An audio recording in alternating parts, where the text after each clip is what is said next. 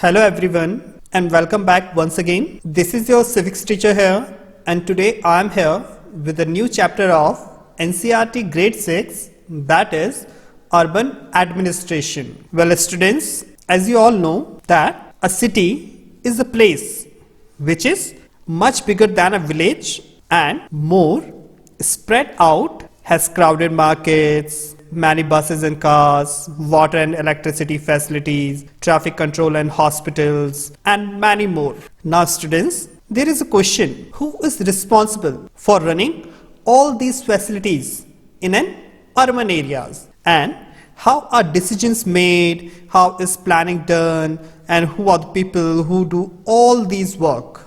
And students, moreover, this chapter gives you more knowledge about how administration plays a crucial role in collecting taxes, how urban administration looks into different aspects and duties including public park maintenance, cleaning the city's drainage system, and even regulating the market.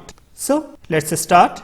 So students, the first topic of this chapter is urban administration. Well students, and urban administration is much different from rural administration. And as I said, the reason being a city is much bigger in terms of size and therefore every administrative operation differs from that of the rural areas. And students, for doing all these kind of works in urban administration, there is a kind of organization called municipal corporation who takes care of street lights, garbage collection, water supply, and keeps the street and the market clean. And students, this organization, means to say municipal corporation, also responsible for ensuring that the disease do not break out in the city. And not only this, the municipal corporation also run municipal schools, hospitals, dispensaries, and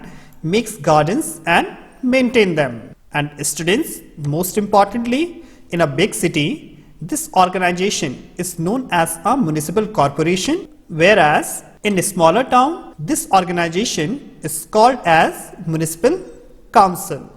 Now students, the next topic of this chapter is ward councillor. Now students, do you know who is a ward councillor?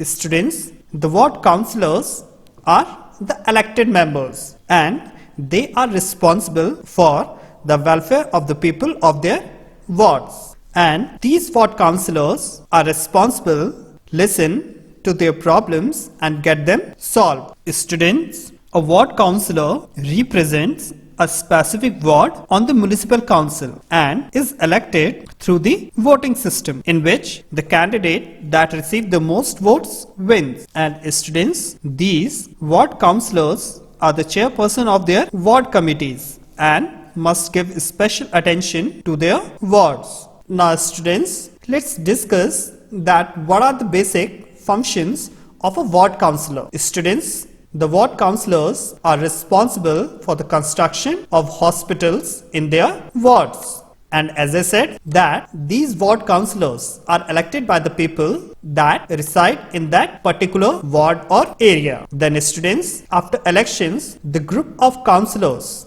make decisions on policy making, like where to construct hospitals, where to construct schools, etc. And students, these ward councillors also look after water, garbage collection, and street lighting in their ward.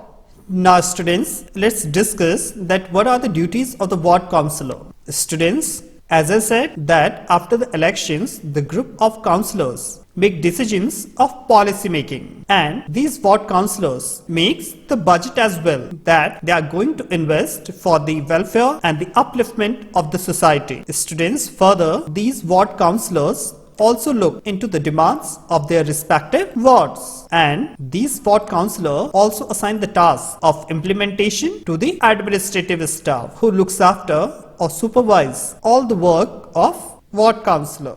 Now students, the next topic is administrative staff or administrative workers. Students, administrative workers are those who provide support to an organization. And students, This support might include general office management, answering phones, speaking with the clients, assisting an employer, clerical works that includes maintaining records and entering data. And not only this, in fact, a variety of other tasks as well. So, in case of a municipal corporation, the administrative staff implement the issues related to a particular ward, and students in a particular ward people can approach to their ward councillors regarding their problems within a ward, like electricity problem, water connection problem, etc. And then the members of the councillor committee decides on various issues, and students, as I said, that the commissioner and the administrative staff then implement these issues.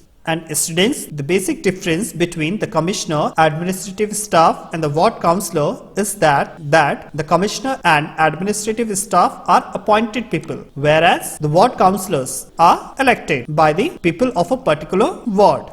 Now students, let's move on further toward the chapter Municipal Council. Students, a municipal council is the legislative body and administrative department in the cities. And students, this organization means municipal council supervises the division of work in different departments in a city, like the departments of water, garbage collection, construction of road, sanitation, electricity, etc. Means it is the responsibility of the municipal councils to look after and supervise all these departments. Students, as I said, that the municipal corporation takes care of street lights, garbage collection, water supply, etc. And it also creates awareness about the epidemics. Students, epidemic means the rapid spread of a disease to a large number of people in a given population within a short period. For an example, malaria and dengue. So, it is the responsibility of the municipal corporation to create awareness about such kind of epidemics. Next, it is the responsibility of the municipal corporation to teach people about the preventive measures to avoid such kind of diseases. And students, the next important function of a municipal corporation is to run schools, hospitals and dispensaries in a city. Now students, let's discuss what is community protest. Students, in a particular ward, the ward community can submit their petitions to the ward councillor related to different kind of problems that they face. Then students, after submitting the petitions to the ward councillor, the collective responsibility, or we can say the collective action taken by the ward engineer and the ward council. And then students, after submitting the petitions by the ward community to the ward councillor, the petitions are forwarded to the municipal corporation office. And students, then municipal corporation solves issues related to a particular ward. And that's how the municipal corporation and municipal council work in a city. Now students, that's all about your this chapter, and with this topic here, your this chapter is completed. Now I will be come back soon with another chapter. Till then, stay home, stay safe and stay healthy.